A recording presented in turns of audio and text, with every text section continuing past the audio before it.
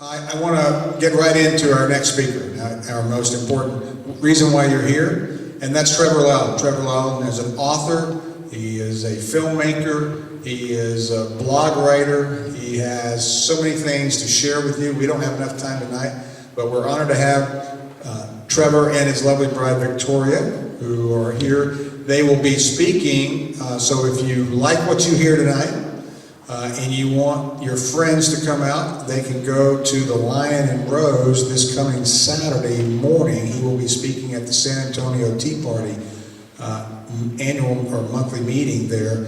He will be there starting at 9 o'clock. Breakfast starts at 8 o'clock, but he'll be there at 9. So come around, stick around, eat some breakfast, come out and tell your friends you want to hear this guy we talked to. You also, there'll be a radio show at 4 o'clock on KLUP.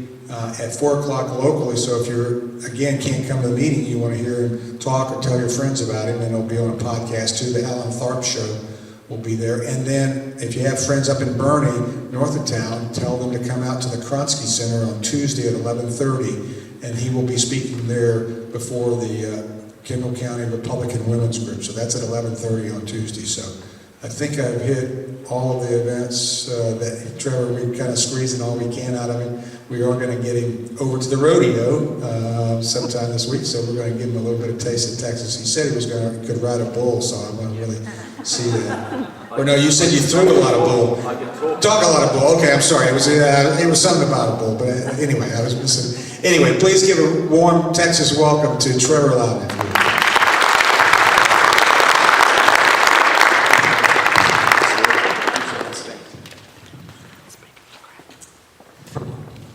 Thank you very much, Roy, and thanks, Rindy, for hosting me, and Kat for bringing me here tonight. And can everybody hear me okay? You understand the southern accent all right? Okay. Any refugees from California here tonight? A couple? Well, tell me if this is a credible story. I was in Los Angeles not long ago, and I walked up to a street vendor. I bought some food. And the guy said to me, hey, you've got an accent. Where are you from? I said, well, look, I'm from New Zealand. He said, well, where's that? So to make it easy for him, I said, look, it's down near Australia. He said, where Arnold Schwarzenegger comes from. So does that reflect the California public school system in any way? And it ain't just California, we all know that. But I've been touring around your country for about 5 years now, and everybody always asks me the same question. You know, why do I care about the United States? Why would I come here? And I say there are two very simple reasons. The first is gratitude. My country was facing invasion by the Japanese army in World War II. And if it hadn't been for the massive sacrifice of your fathers and uncles and grandfathers at the battles of Guadalcanal and the Coral Sea and Midway, we would have been done, folks. And that's a very strong memory in my country today. The second reason is related, but a little more selfish. Ronald Reagan had it right. This is the last best hope for mankind. If freedom should ever fail in the United States, if you lose your constitution, your liberty, your economic dynamism, and your military superiority, all of which took a major trashing under the Obama years, if that trend had continued, people, we would be living in a world run out of Moscow and Beijing and Havana and Tehran. And is that the kind of world you want to leave to your kids, folks? See, I'm in a state here. You're the only state that was an independent republic before it joined the Union. You guys know what independence is all about. You know what liberty is all about. Well, you imagine, folks, if Texas ever goes down, the United States will follow, and every Western country will go thereafter. Texas is the key to so much, folks. It is a really, really important state, not just for your future, but for the future of the Western world. So I want to talk tonight about national security. And I want to talk about an angle that we don't often hear much about. Now, I'm sure we've got some military people here tonight. I know Roy's one, but any other veterans here tonight? Well, thank you very much for your service, people. Now, when you took your oath to defend the Constitution, tell me if I'm wrong. Was it to defend the Constitution against enemies, foreign and domestic? Now, America is fantastic at putting its brave sons and daughters in uniform and sending them overseas to fight horrendous enemies with extreme bravery and efficiency. Nobody can beat you at that. But who is concerned about the internal enemies, folks? The domestic enemies. And which are more dangerous to you in the long run? An enemy over there with a uniform and a gun, or an enemy in a suit and tie in your Congress or your Senate? Who's going to do you more harm in the long term, folks? The suit. Now, anybody in this room ever had to undergo any form of FBI background check to get a private or a government position? Quite a few of you, okay? So, is it true they can be pretty rigorous? They check out your family background, overseas travel, criminal convictions. They might go and interview the people you went to school with. They check you out pretty deeply. They go through your underwear drawers, right? Even bounce checks, anything. The reason is, obviously, you're going to be working for the federal government, and your government has enemies who have a history of using your weak and dishonest to betray you. They need to know when they hire you that you're going to be a loyal servant to the Constitution and a trustworthy public servant. Now, is that racist or unfair or unjust in any way? I think it's just plain common sense, isn't it?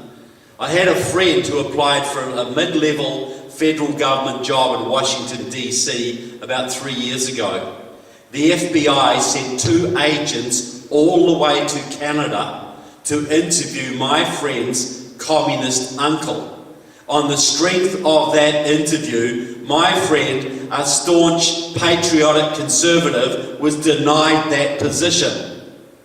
Not because he was a communist, because his uncle was, and it was just too close. And I'll tell you, people, I support that decision.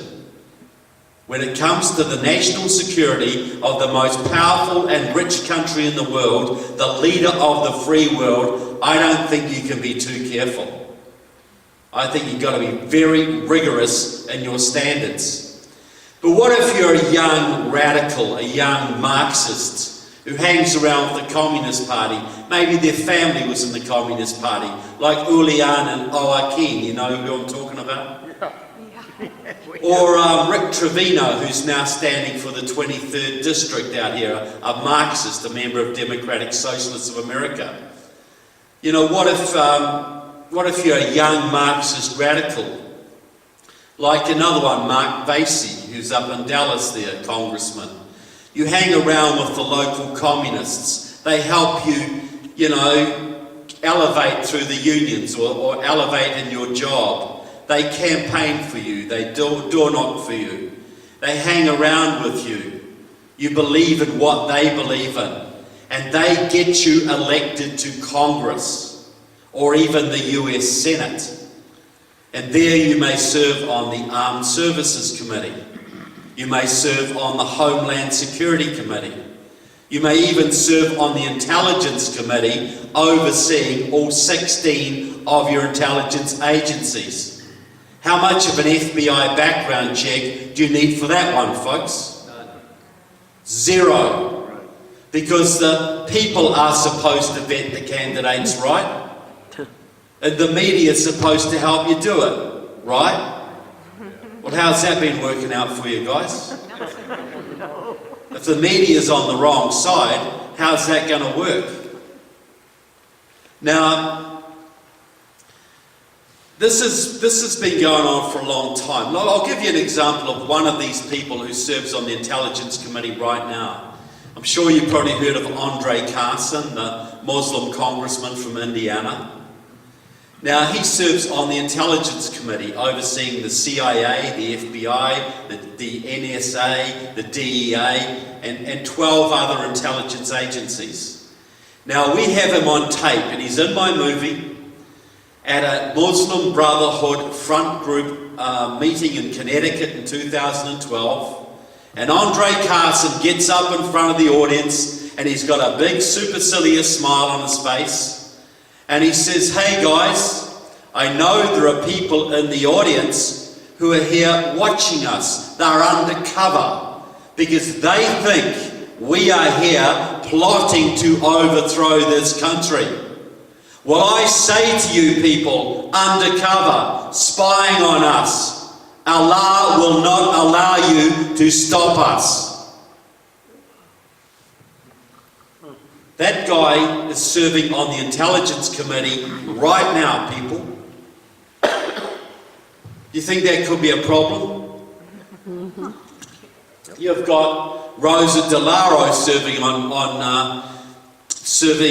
she's one of the top Democrats. Her job is to allocate other Democrats to committee positions. She's the third most powerful Democrat in the House, Nancy Pelosi's best buddy.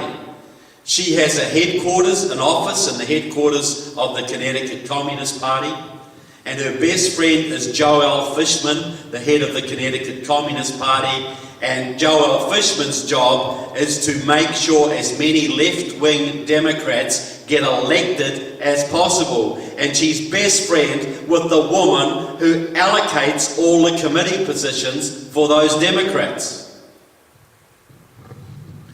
And what about, say, someone like Tammy Baldwin, who's your senator from Wisconsin? Now, Tammy Baldwin has been a long-time supporter of the Colombian narco-terrorist groups, the FARC, who've been waging a 40-year-long war, a guerrilla war against your allies, the Colombian government. They're called narco-terrorists because they make their money selling cocaine and heroin to your young people. Yet Tammy Baldwin uses her position in your Congress and your Senate to try and get US military aid cut off to the Colombian government so they cannot fight the terrorists effectively. How many lives has that woman got on her conscience, people? How many people have been killed by heroin in this country because of the work that Tammy Baldwin has been doing in your Congress? And she has presidential ambitions, folks. And what about Chris Murphy, Senator from Connecticut, who serves on the Foreign Relations Committee of the House of Representatives? He is the one who's been going on and on about Trump's ties with Russia. Meanwhile, one of his top staff members is a member of the Communist Party USA, which is still loyal to Russia, even today. So this has been going on for a while, folks. You've got the Congressional Black Caucus, which was basically set up by the Cubans, who've been going down to Cuba for more than 40 years now, working with the Castro brothers, the other Castro brothers, not the communist ones you have here, the communist ones down there, working with them to work out how they're going to ease the trade and travel restrictions on Cuba so Cuba can send more spies and more drugs and more terrorists to this country. Do you know why the Cubans were cut off from your country back in the 60s? Because the FBI found 5 Cuban agents in New York with a whole room full of dynamite that they were going to use to blow up Macy's on Thanksgiving Eve. Cut them off. They were involved in the LA riots. They are involved in the Ferguson riots. They've been involved in rioting all over your country for decades. So these congressional black congressmen have been going down to Cuba, working with the Cubans to work out how they're going to work inside your Congress to get trade and travel restrictions lifted on Cuba, which they largely achieved under Obama. What do you call people who go from your country to an enemy foreign country to help them against you? What's the penalty for that one, folks? So why is it happening every day and nobody says boo? Why is it endemic, folks? And I'll give you, it's been going on for a long time too. Of any of the veterans here tonight, did anybody serve in Vietnam at all? Quite a few of you. Well, again, I say thank you, gentlemen. Now, I want to ask a couple of questions. The first, one of them will be very stupid, but I think you'll see where I'm going. Was the Vietnam War lost in the jungles of Vietnam? No. Is it true that you really weren't allowed to fight that war effectively? You weren't allowed to mine Haiphong Harbour. Your fighter pilots had to wait till they were shot at before they returned fire. You often couldn't hold territory. You had to leave and let the enemy re-infiltrate. Is any of that true? Absolutely. Well, here's a dumb question. Did those conditions in any way hamper your ability to win that war? So had you been allowed to fight that war like a real war, to fight it, to win it, to take the fight right into North Vietnam like you did in Europe against the Nazis, could you have won that war and pretty darn quickly? 6 months. 6 months, that's what every veteran tells me. Maybe a year, the more pessimistic ones, but 6 months generally. I'll tell you how high this went, folks. You had a Secretary of State during that war, a man called Dean Rusk. Every night, Dean Rusk would get the bombing orders for North Vietnam the next day, where your bombers were going to hit their targets. And every night he would pass those orders to the Swedish embassy in Washington, D.C., who would pass them on to the North Vietnamese. So they knew exactly where to put their guns the next day to have maximum chance of downing your fighters, your bombers. How many of your boys got shot down because of that man's treason, do you think, folks? So is it also true that when you withdrew from that country, that your Congress defunded the South Vietnamese military, like Tammy Baldwin's trying to do in Colombia, guaranteeing a communist takeover? So you lost 58,000 young Americans in that war, people. Your comrades in arms, your high school buddies, your cousins, your uncles, your fellow church members. I guarantee everybody in this room was touched by that war in some way. 58,000 young Americans died in a war they were not allowed to win. Well, I say this, folks. That war was deliberately sabotaged in your Congress by people like Father Drinan from Massachusetts, who was working hand in glove with the Communist Party USA, which was taking its orders directly from the Communist Party of the Soviet Union, which was allied to the Communist Party of North Vietnam.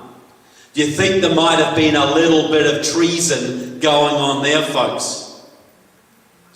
And how many of those traitors who condemned tens of thousands of your boys to completely unnecessary deaths, how many of them paid a single penalty for what they did, folks? One of them was Obama's Secretary of State, a man called John Kerry, sometimes known as Jane Fonda with less testosterone.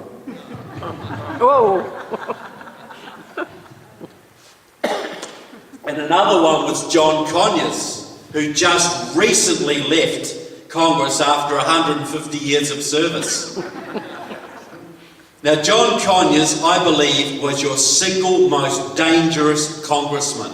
And I'm so glad he's gone, but I wish it had been to jail and not just a disgrace, because he is a traitor. Now, John Conyers, the reason I say he was so dangerous, because he was a top-ranking Democrat for many years on the Judiciary Committee, the most powerful committee in Congress. He was the head of the Judiciary Committee for most of his time because the Democrats controlled Congress through much of his career. Now, which organisation in your country has the job of rooting out spies and terrorists and traitors from your government, folks? The FBI. Which body in Congress, which committee does the FBI answer to? The Judiciary Committee. So on the Judiciary Committee, you had Judy Chu from California, who had a long history with the Communist Workers' Party, a militantly pro-Chinese group.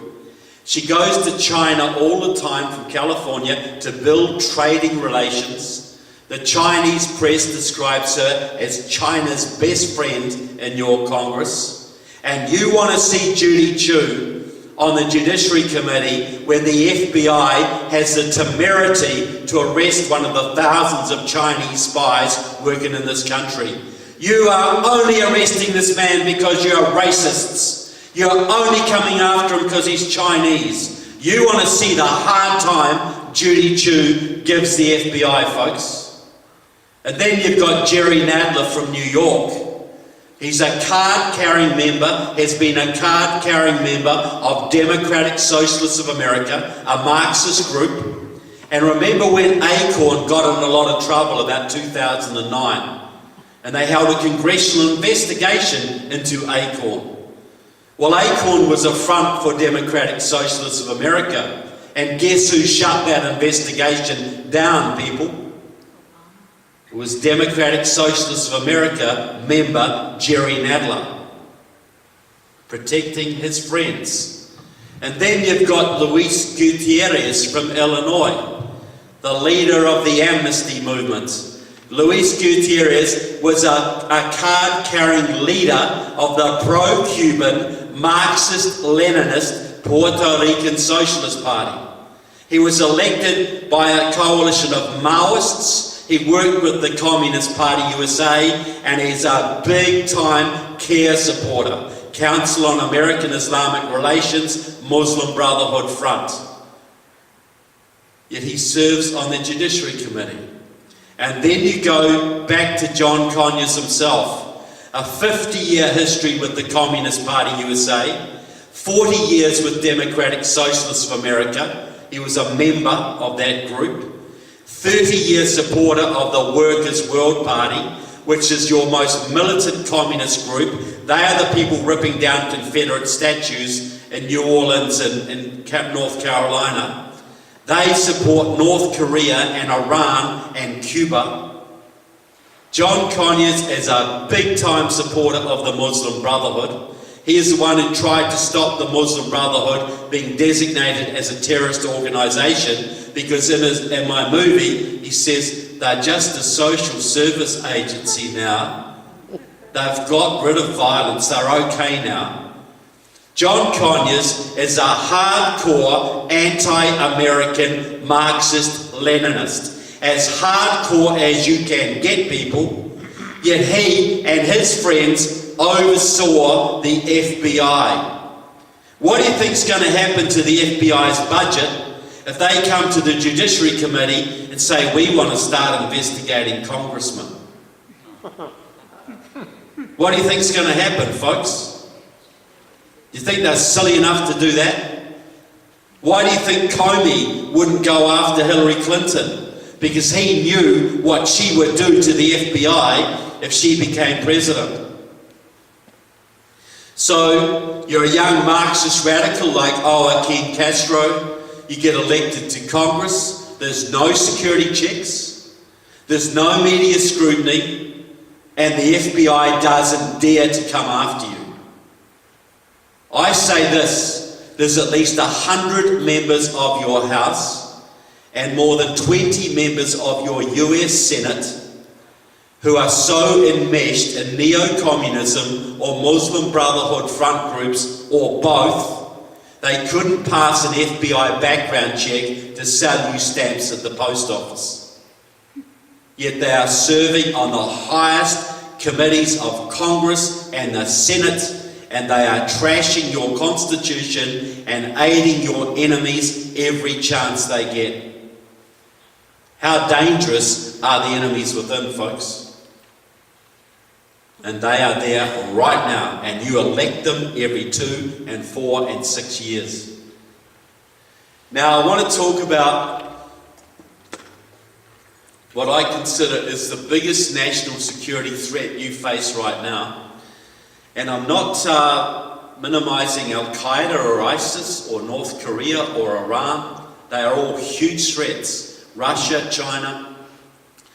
I think the biggest thing that could destroy your country right now, the most easily, is illegal immigration. And I want to explain why.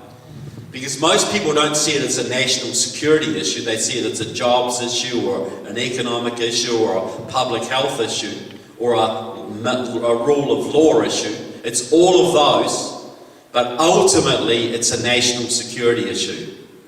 Now, this all started, the push for illegal immigration started back in California in the 1950s with a Communist Party member named Bert Corona. He was a big-time Democrat as well. He was a friend of Robert Kennedy, and he set up the Viva Kennedy clubs, the first organized effort to bring Latinos into the Democratic Party. He also set up, with a lot of Saul Alinsky money out of Chicago. Who knows who Saul Alinsky was? Most of you, big-time Marxist radical, worked with the Chicago mob, combined mafia and Marxist tactics. The father of ACORN and other organizations, the Industrial Areas Foundation, which is very strong in San Antonio. And he used this money to set up networks of support groups for illegals in Southern California, Arizona, New Mexico, and right through to Texas. Now, he died in 2002, but he had a whole bunch of people carry on his work for him. Now, 3 of them are very prominent in California today. They have transformed that state, and they are transforming your nation. The first of them is a man called Antonio Villagrosa. He is former mayor of Los Angeles. He's running for governor of California right now, and he's just behind Gavin Newsom in the polls. He is a hardcore Marxist-Leninist. He used to go down to Cuba to cut sugarcane for the Castro brothers, the other Castro brothers. And he is basically the man who solidified Los Angeles' sanctuary city status. He specifically forbade the LAPD from enforcing immigration laws, and the illegals flooded into LA and Orange County in the hundreds of thousands. Transformed that state. The second member of this little group, and they are a group, they work closely together, is another Marxist, a supporter of the Communist Party USA, until recently the Democratic head of the California State Senate, a man called Gil Cedillo. He is the man who recently gave driver's licenses to illegals in California, as well as many other similar measures. The third member of this little group, I consider her the most powerful and dangerous woman in Southern California. She serves on the Democratic National Committee. She's a reconquista, believes in the conquest of the Southwest by Mexico. She's a hardcore Marxist. She was the former head of the California AFL-CIO. Her name is Maria Elena Durazo.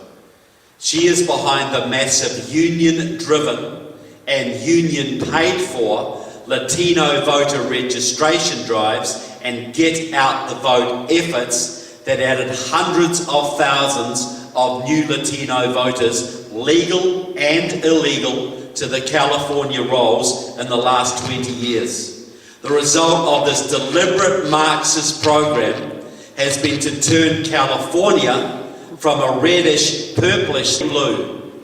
You cannot elect a Republican or Conservative in California now for love nor money. And all organised by this little Marxist group trained by Bert Corona.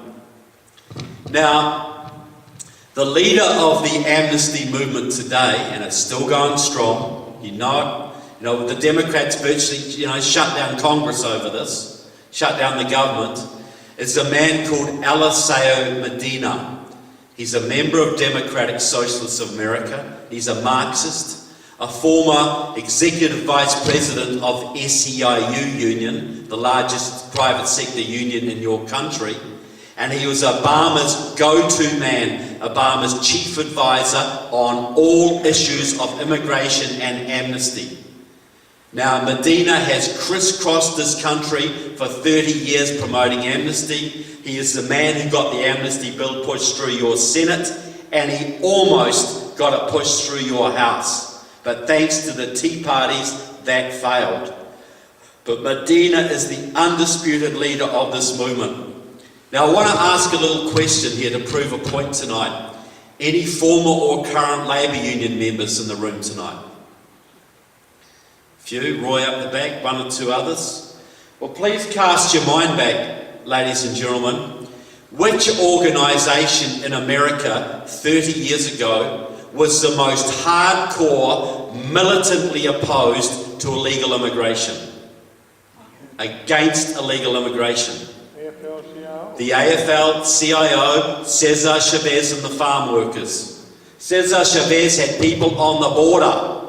He had people specifically assigned to find illegals in the fields and turn them into the INS. And the woman who headed that team is now married to Alceo Medina, just by the way. The unions were militantly opposed to illegal immigration because they saw illegals breaking their strikes, lowering their wages and conditions, and taking their jobs. And the Democrats followed the position of the unions. You should have seen the speeches that Bill Clinton and Harry Reid used to make in your Senate condemning illegal immigration. This is a disaster. This is bad for American workers. This is a national security risk. We must stop this. This is $250,000 a year coming across. Well, they said nothing when it was $1 million a year, people.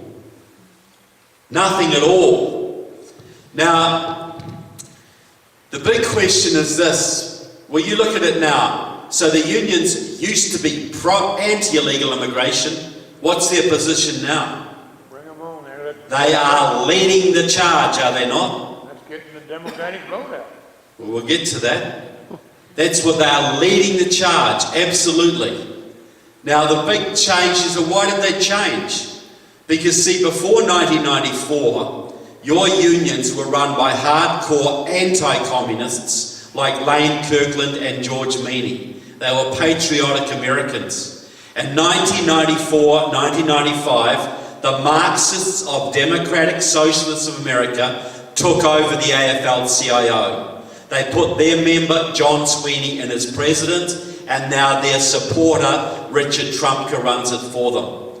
They removed the anti-communist disqualification from their constitution. Communists were banned from holding office in the AFL-CIO. They took that out, and the radicals and Marxists came flooding in. All those 60s radicals and anti-Vietnam War protesters all became union presidents and union organisers, and they took over every major labour union in your country.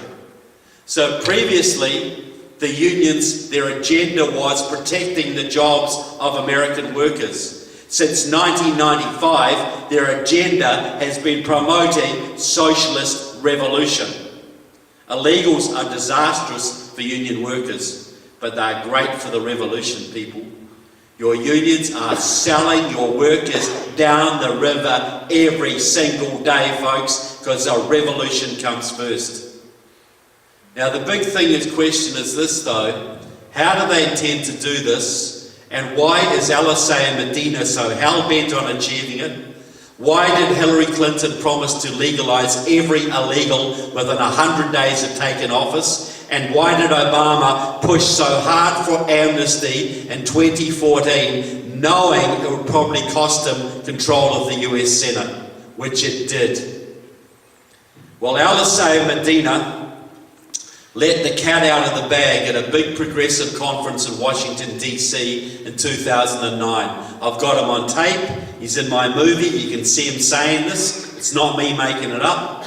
He gets in front of the crowd and says this: passing amnesty, getting citizenship and voting rights for our 11 million undocumented workers is the #1 priority of the progressive movement.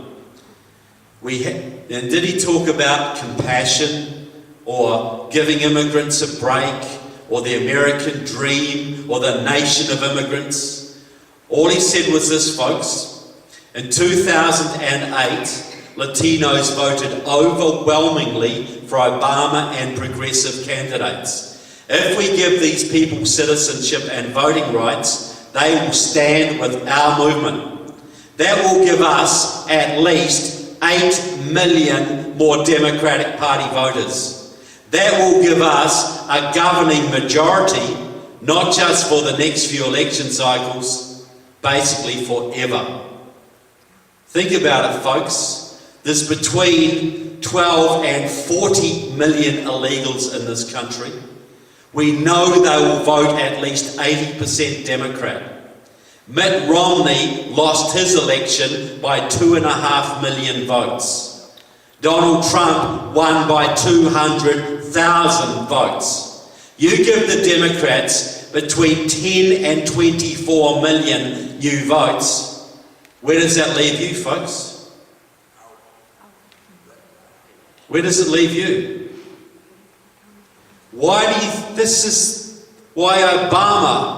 This is exactly why Obama was willing to give up the Senate to get amnesty. Because Obama is a Marxist-Leninist. And Lenin was all about one step backwards to get 2 steps forwards. Yeah, we'll give the Republicans the Senate for a couple of years. That's great, they'll feel happy about that. But we'll get amnesty and they'll never, ever beat us again. Ever. Why do you think they're pouring huge amounts of people into Texas now, folks? The unions, the communists are coming into Texas like you wouldn't believe, because they know if they can flip Texas, which they're not that far from doing, you add the electoral college votes of Texas with the electoral college votes of California, you'll never have another Republican president, ever. It's over at that point. One party state from that point onwards. And if you think the Democrats are arrogant now, folks, what do you think they'd be like with a complete monopoly on power for the rest of your lifetimes? You see what they're doing to California right now. And they still have constraints on them. What do you think they'd be like with a complete monopoly? Do you think this country would become like France or Germany, like Sean Hannity tries to tell you? Or would it become like Venezuela pretty darn quickly and Cuba not long after? Because that is their plan. That is why they are doing this stuff. They are Marxist people. They want Marxism in America. And every Marxist country has got a complete monopoly on power, and they've only ever given it up at the point of a gun. If ever. So, where are we now, folks? We elected a new president in 2016. Anybody looking at that election think there might have been a touch of the miraculous about it? Yes. I think even the most militant atheist would have to say there was the hand of God on that election, right? But this is how I see it, folks. That election was a reprieve. That was our final shot. That wasn't saving America. You know, winning the first game of the World Series is not winning the World Series. That was the first game. That was a chance. That was a shot at saving this country.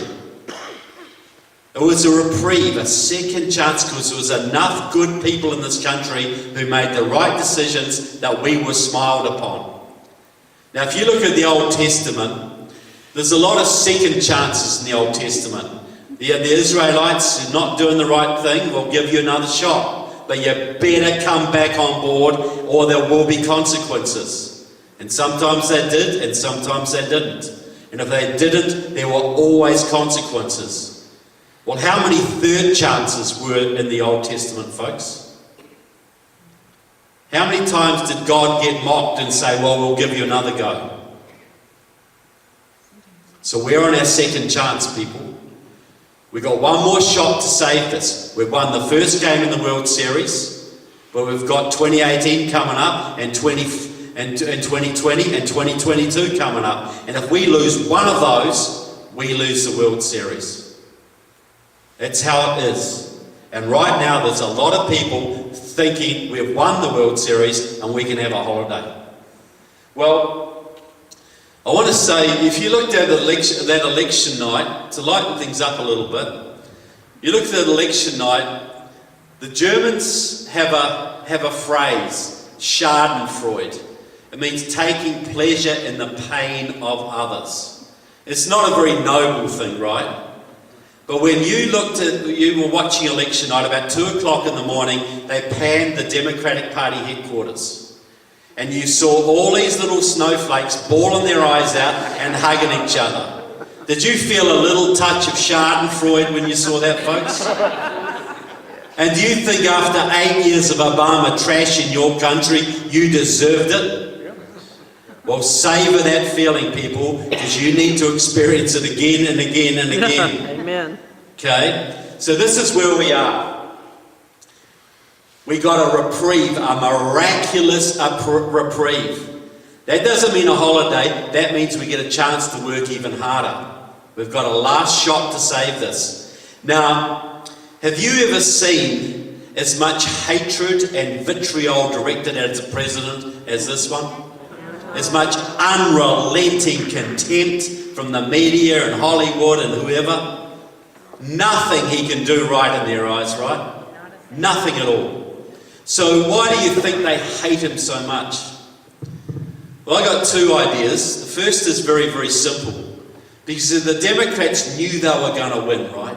They could feel it and touch it. They could taste it. They knew they were going to win and they were going to get complete power and they were going to rule forever.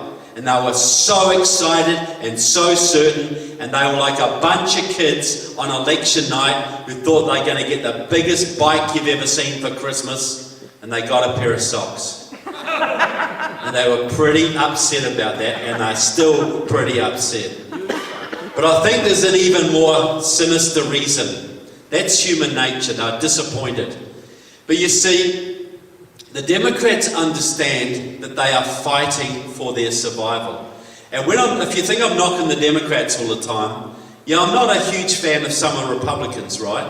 Yeah. And if we still had Harry Truman or JFK running this country, I wouldn't be worried.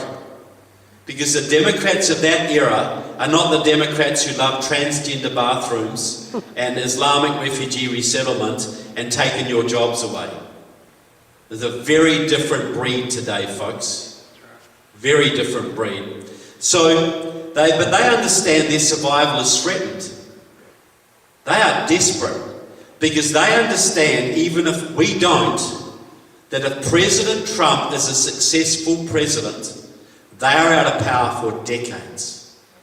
And I'll explain why. Because, see, if you're a Democrat, you own certain populations. You own the black population, right?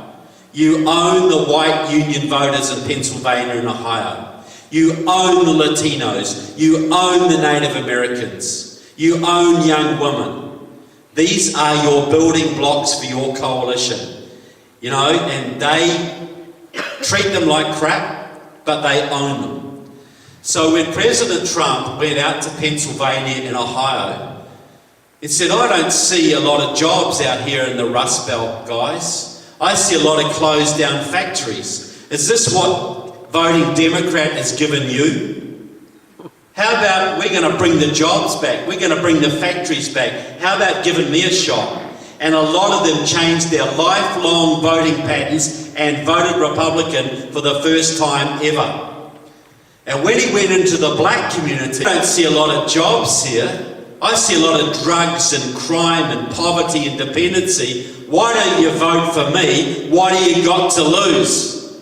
And a lot of them said, heck yeah, what have we got to lose? And enough of them crossed over to win the presidency for President Trump. If President Trump is successful, if he can open up the energy fields, if he can close down this flow of illegal immigration and drugs across the border, and your whole heroin epidemic is working across your country right now because the Democrats deliberately kept the border open to bring more voters in. How many dead Americans were sacrificed for their glory? If he can bring the jobs back to the Midwest, if you can get on top of the crime in the inner cities, rebuild the education system for the black communities so they have some hope again and some jobs. You saw the Congressional Black Caucus on the State of the Union speech scowl when the President said that black unemployment is the lowest we have ever seen. And they scowled, people. What does that tell you? Exactly. They don't want people successful, they want people dependent. But if President Trump can get on top of all those problems, he will spark an economic boom in this country like you've never seen before. And those white union voters in Pennsylvania will cross over permanently. And a lot of the black community will cross over permanently. And a lot of the Latino community will cross over because a lot of the legal Latinos do not like illegal immigration either. They're very strongly against it. So if he is a successful president, the Democrat base crumbles. There's a whole realignment in US politics. They are desperate, people, because they know if this president succeeds, they are history. That's why they're so against him. That's why they're doing everything they can to trash him. That's why they want to impeach him, slow him down. Well, that's why there's no way they're ever going to give him a border wall if they can help it. Doesn't matter how many people he amnesties, they are not going to give him that wall. So this is where we're at. The Democrats are going to obstruct the president in every way as long as they can. And then they have a second string to their bow. This is the second part of their plan. Who remembers back in the 80s when Jesse Jackson, the great scamster, ran his Rainbow Coalition strategy? Yep. Okay? He had this brilliant idea. You get the progressive whites, progressive blacks, progressive Latinos, the Native Americans, the Muslims, the gays, all of the minorities. You know, it was Asians, they called it the rainbow. You had the white, the black, the brown, the yellow, the lavender, the green, the whole lot. And he got 7 million votes with that in 1988. But if you look at the minorities in this country today, are they a lot more minorities than there were then? Yeah. So this is what's going to happen. The Democrats are not going back to the middle. They're not going back to sanity. They're going full-on progressive from this point. Now, back in 1988, there was a young Maoist radical, pro-Chinese communist at Stanford University named Steve Phillips. He was a member of the League of Revolutionary Struggle. And his group, his whole organisation, was basically running the Rainbow Coalition. It was a Maoist front, pro-Chinese front. And he learned a lot from that. In 1990, after Tiananmen Square, they dissolved the League of Revolutionary Struggle and most of them joined the Democratic Party. Steve Phillips did as well, and he married very, very well. He married a woman, Susan Sandler from San Francisco, who was part of the mega wealthy Democrat donors, multi-billionaire donors, the Sandler family. And he got a lot of money, and he used it very effectively. He is now a top-ranking person in the Democratic Party, serves on the board of the Centre for American Progress, and a whole bunch of other things. And he set up a group called Power Pack. And Power Pack was used to fund candidates of colour around the country, black, Asian, Latino. They funded several here in Texas, mainly at state level. They funded Mazie Hirono, the senator from Hawaii, and Tulsi Gabbard, the congresswoman from out there. They funded Mark Vasey, the communist congressman from Fort Worth. They're funding governor's races right now in Georgia with Stacey Abrams, in Maryland with Ben Jealous, and Florida with Andrew Gillum. They're building a stable of candidates of colour. Now, they also, at Stanford University, there was a young black football player who was there at the same time as Steve Phillips, good friend, mixed with the radical set. He is now the senator from New Jersey, a man called Cory Booker. They also had a young woman there called Maya Harris, and she was a radical with Steve Phillips. She has a sister, her name is Kamala Harris. She is now the senator from California. Steve Phillips was the man who first bankrolled Obama. He is now building this stable of candidates of colour all over the country, and in 2020 they are going to run the Rainbow Coalition strategy led by Kamala Harris and probably Cory Booker. They are going to run candidates of colour all across the Democratic ticket to get out the black, the Latino and the progressive white base. And they're going to promise the Latinos amnesty, the illegals, and they're going to go full on. Steve Phillips has written a book called Brown is the New White. It is endorsed by Barack Obama and Nancy Pelosi, and his argument is very simple.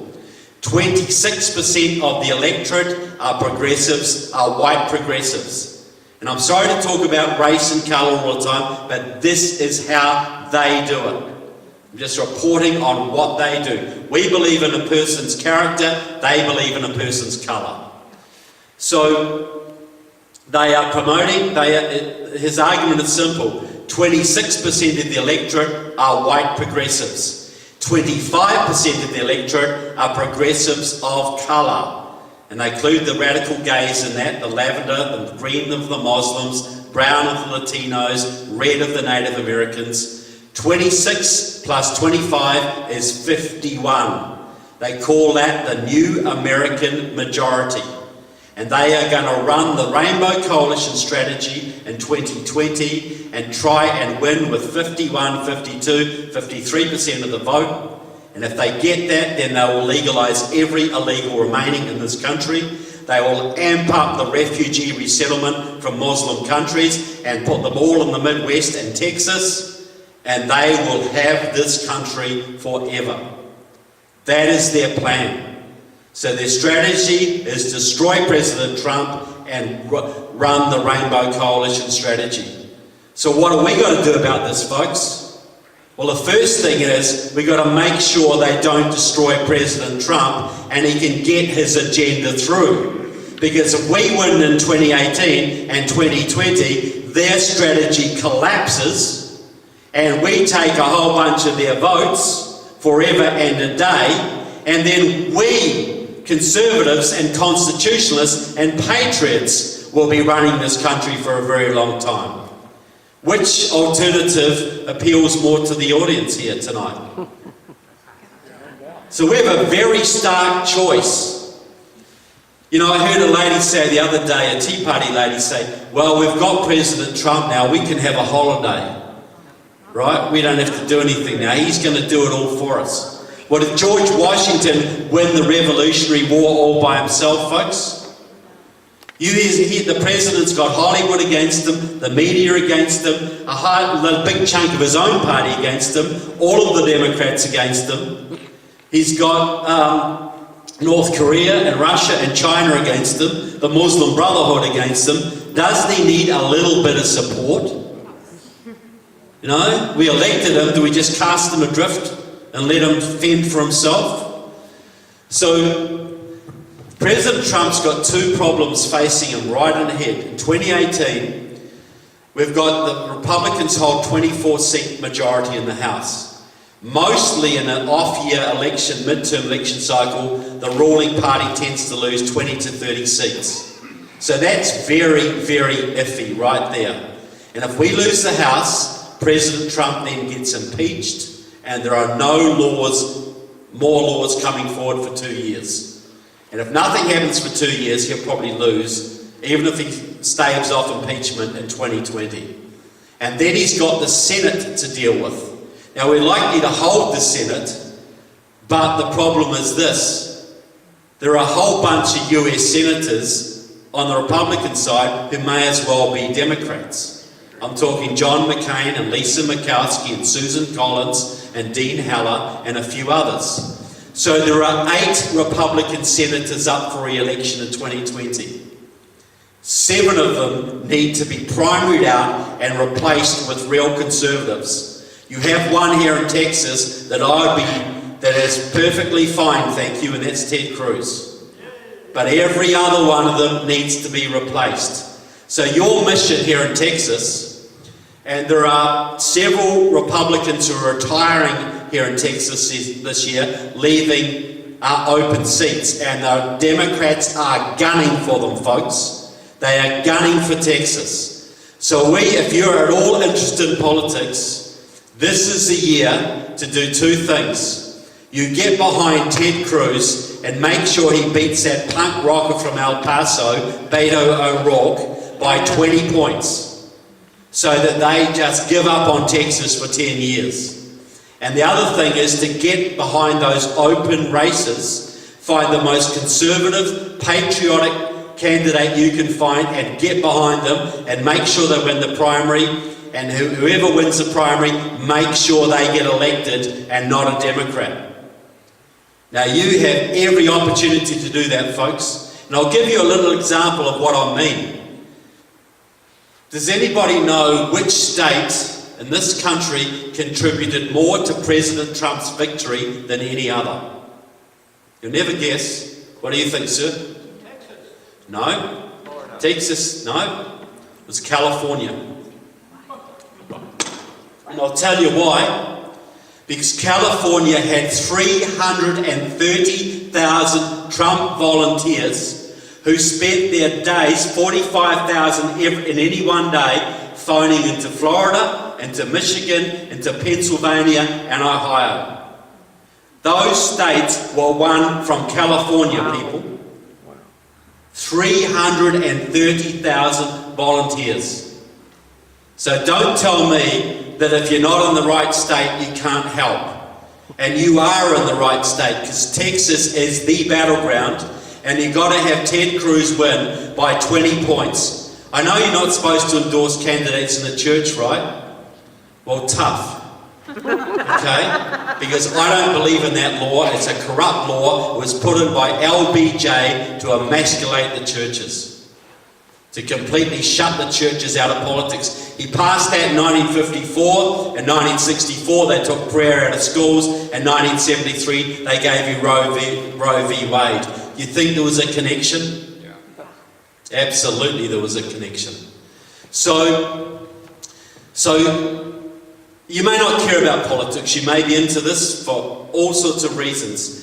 But people always ask me, well, what can I do? Well, it's very plain what you can do. You can get Ted Cruz re-elected by a whopping margin and get involved in the 7 or 8 Texas races that are open, and we need better representatives.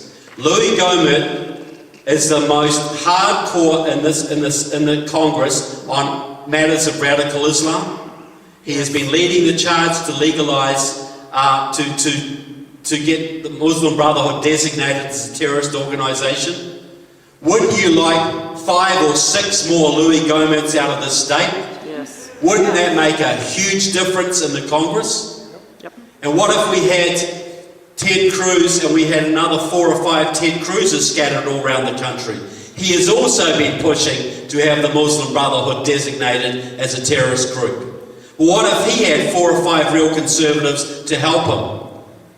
Can you think of any political thing you can do to make more of a difference for your country than pursuing that strategy? It's very straightforward, people. We've got too many people in our Congress who don't represent us. We've got a president who does. How about getting some more people behind him so he can get the things done that save our futures? And do you think if Kamala Harris is your next president, your children are going to have a future in this country? No.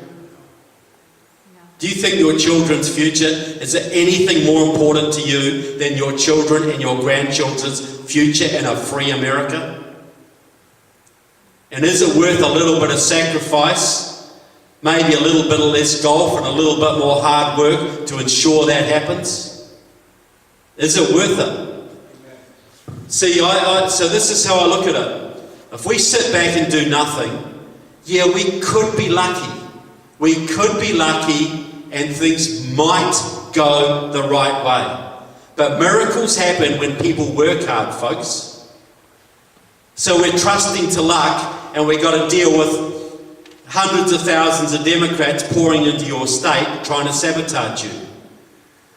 Or we can get stuck in, get involved in politics, get involved in working for our country's future, get involved in actually getting candidates who represent us. And a lot of people say in churches, they'll say, I'm giving you both barrels tonight, by the way, I'm fired up. You know, I'm showing off for a bit, okay? But they say Christians shouldn't be involved in politics. Well, who tells you that but anti-Christians?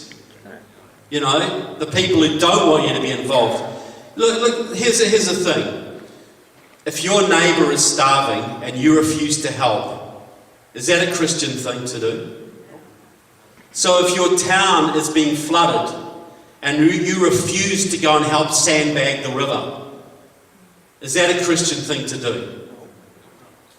So if your country is under huge assault by enemies, and you refuse to do nothing, is that a Christian thing to do? If invaders were pouring across the border, shooting your countrymen, and you refuse to take up arms, would that be a Christian thing to do? So if internal enemies are wrecking your country and trying to destroy your children's future, and you don't want to get involved, is that a Christian thing to do? You have been given the greatest country the world has ever seen. You were given a constitution by God that granted human rights. Rights given directly by God to the citizenry for the first time in human history. That has created a country of the greatest wealth the world has ever seen. A country that sent missionaries and started hospitals all over the world, that has spread the gospel to more country than any other. You were given that gift. Do you have any responsibility for maintaining it? Yes. So you tell me, any pastor who says, we don't get involved in politics, and you tell me he's a good Christian leader. We have a civic duty, people, to protect our families, to protect our towns, our states, and our countries. Because if this country goes down, people, if we lose this country, we lose freedom in every country in the world. Every single one. And the light goes out for everyone, people. How do you spread the Great Commission when that happens? How do you do that? How do you proselytize to Muslims and try and save Muslims when they're here slaughtering you? So I'm getting a bit hardcore tonight, folks, but I'm really trying to make it clear that we face a fantastic future or a very dismal one. Because President Trump is successful and he sets it up for 2020 and 2024 and 2028. You will have an economic boom like you've never seen. You'll have a rejuvenation of spirit and hope in this country. You can have a restoration of the Constitution. You have prosperity like you've never seen. But more than that, you will spread liberty revolutions all over the planet. You look at those people in Iran recently who protested against the mullahs. Do you think they would have done that at Hillary Clinton being president? They did it because they knew Donald Trump would back them up. You've seen Brexit. You know, the English want to be free, the French want to be free, the Australians want to be free, the South Africans want to be free, but it all depends on America. If America goes down, that gets snuffed out. But if America rises, re-establishes its constitution, re-establishes its military power and its moral leadership over the world, if all that and re-establishes itself as an unashamedly Christian nation, if it does that, you'll spread liberty revolutions all over, folks. People will just rise up because they will see what you are doing here and they will want to emulate you. So what I'm saying is this: I can't promise you much, but I can promise you two things. If you do nothing, your children will likely live in slavery in this land. But if you give it everything you've got that's within you for your God, your constitution, your country, and your family, if you give it everything you've got over the next few years to try and save their future, two things may happen. One is you may give it everything you've got and we still fail. But at least you will earn the right to look your children in the eye and say, I did everything I possibly could. What is that worth to you, folks? And if you win, and you can win, because I know that last election proved to me that God is not finished with this country yet.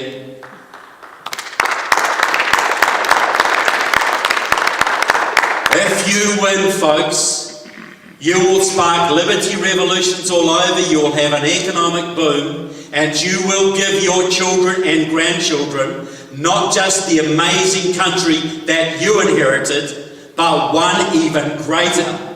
Is that worth fighting for? So I want to say to you folks, thank you so much for what you do for America, for liberty, and for my country.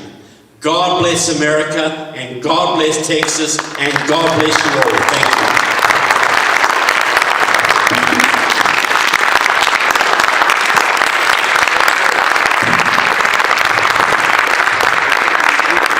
Thank you very much. We've got time for a few questions. I'll give everybody a few minutes. We've got Trevor Loudon and a bottle that we're selling in the back for... I wish we had that, because those are the kinds of things. And we do have Trevor's books in the back, as well as his Enemies from Within DVD. Trevor's traveling the country. The book sales are primarily his way for Victoria and him to progress and continue through the country doing this. So please take those, purchase those. There's a good package deal, and share them with other people. You've heard his message. You know how powerful, and that DVD. Yes, go ahead, Phil. What's your question? Yes, sir. We're facing all kinds of stuff, and we hear a lot about the millennials. Yeah. Well, I went to a leadership conference recently and was kind of surprised when the guy was talking about as a leadership thing for handling millennial employees. But he was saying you better get used to hiring millennials because there's 75 million of them coming into the workforce. And most of these kids, well, I think it's 35% are socialist mentality.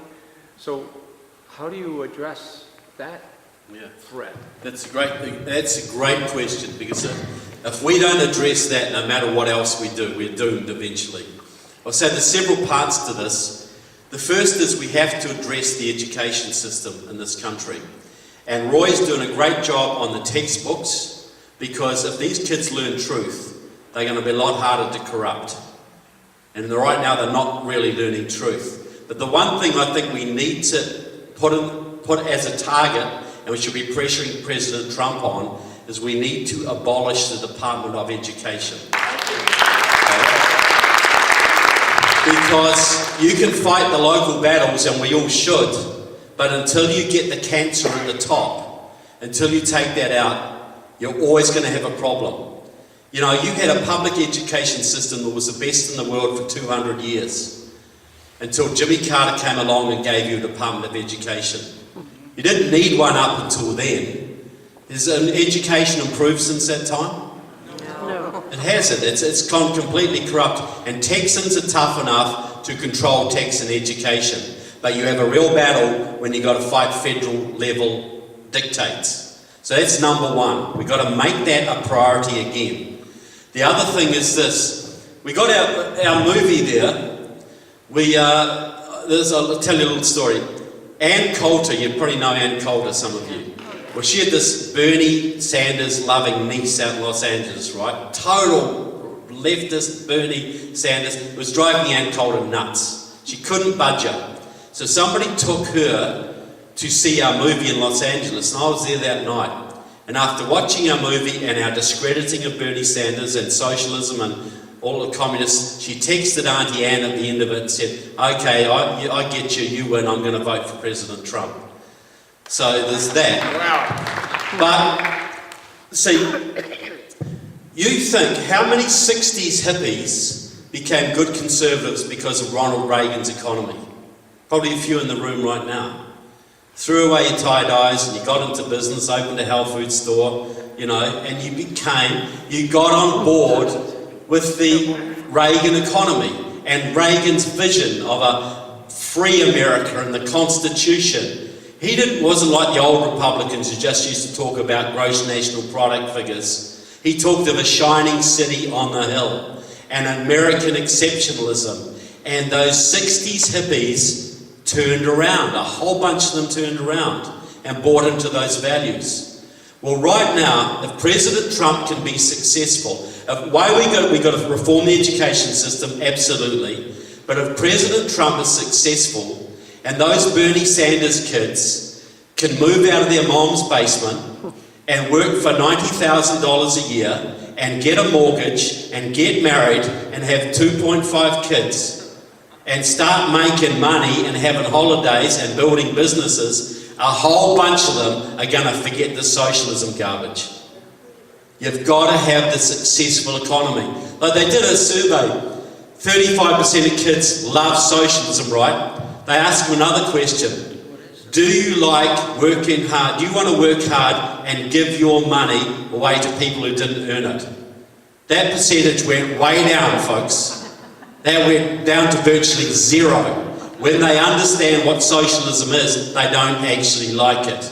And when they understand the benefits of a free, dynamic economy and the joys that a constitution gives you and the liberties, if we can make that stark difference, we can win a lot of that generation back.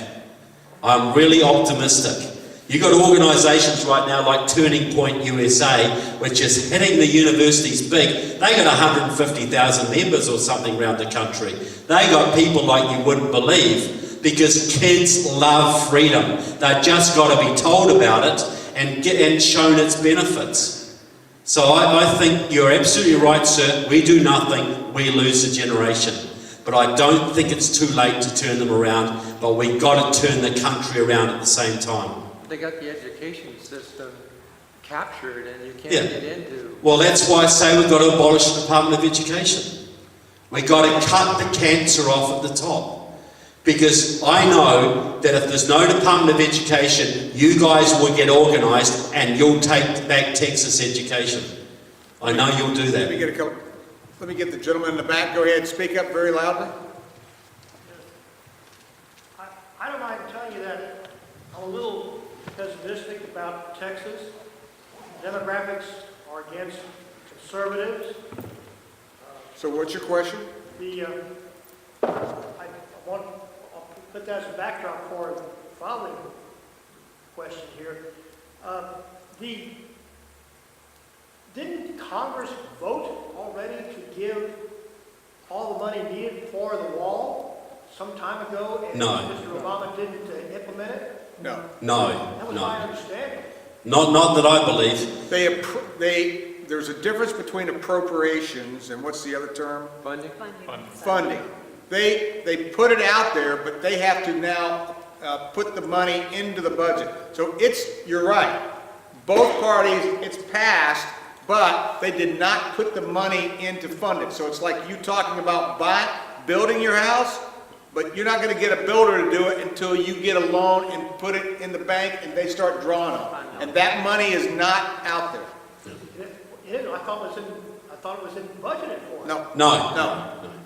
No. But so, you know. But that's what they're fighting for now, is to not give away DACA or not to give away any immigration issue until there's actually bricks on the ground and money being put toward that. You know, my position is there's no DACA and there is a wall. Yeah. You know, that's my position. But we've got to get that wall before we do anything. And because it's not just, it's a symbol of American independence. Americans care about their country. And you know, the wall on that border is the same as a fence around your house or the front door on your house. You can welcome in guests, and you will, but there's a big difference between a guest and a burglar, and there's a big difference between a legal immigrant and an illegal alien. And we shouldn't be tolerating illegal aliens here in any shape or form. Just because if your father steals $1 million and leaves it to you in his will, does that make it yours? So if your father sneaks into this country and you're here, what rights does that give you? It's your father's fault, people. You know? Dave, your question. Yeah, there's a difference between authorizing legislation and appropriations. There you And the committees that do it are not the same. You can have the committees do the authorization and it can stop right there. And that's where we are right this week with what's going on with the military. They're going to authorize it, but will the appropriators ever get around to appropriating it? Yeah. Yes. But anyway, I was surprised that you didn't mention Adam Schiff. There are only 4 congressmen in the whole 435 who have access to the very highest level of our secrets. And Adam Schiff is one of those 4. Absolutely, and there's no way he should be. That's exactly right. He wouldn't pass a background check. He is a radical left-wing Democrat with all sorts of bad things, but there are no background checks in Congress. Yep. None. So you get bad actors with access to all sorts of stuff. Are you going to have him in your next edition of your book? Probably, yeah, probably. So very briefly, before we close up, tell them what you're doing next. I think that's Oh exciting. yeah, okay. Well, we've done enemies within the government. That shows the Muslim Brotherhood supporters and the communists inside your Congress and Senate. But I think the most important institution in America is where we're going to go next. And that's even above the federal government. That is the churches. We are going to do a movie on the infiltration of the churches. The communist and Islamic infiltration of your churches, the twisting and perversion of your churches, and the watering down of your churches. Because if that isn't exposed, eventually they'll get us too. Because your American churches are not what they used to be generally. And a guy explained to me the other day, he said in 10 years' time on current trends, you will not recognize Christianity in America. It will be feel-good, social justice, millennial, global warming, garbage.